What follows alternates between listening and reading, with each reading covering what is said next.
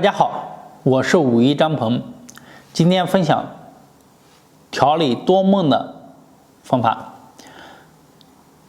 在你睡觉的时候呢，虽然睡的时间足，睡得也比较早，但是第二天起来以后，还是容易出现犯困、没有精神、疲劳的现象。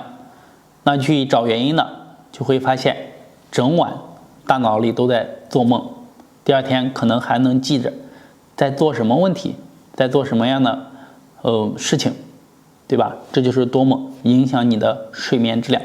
今天呢，我给大家讲的就是改善这个问题，就是点按我们的神门这个位置。好，下面呢，大家跟着老师一起先找到这个位置，找到我们的小拇指往下按，一直按到你的掌根，然后再往下。好，有个高一点的骨头，大家摸一摸，骨头下方这有个窝，好，就在这个区域。好，按照这个方法来去找，非常的容易找到。找到了以后呢，我们可以点按，点按着不放也可以。好，点按一下，松一下也可以。点按多少呢？点按3到5分钟。好，在睡前半小时做，效果更好啊。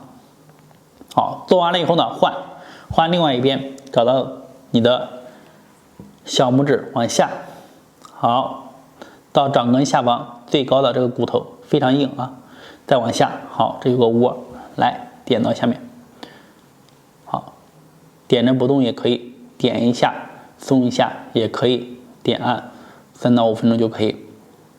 好，这就是我们点按神明穴的方法，可以帮助你调理多梦的问题。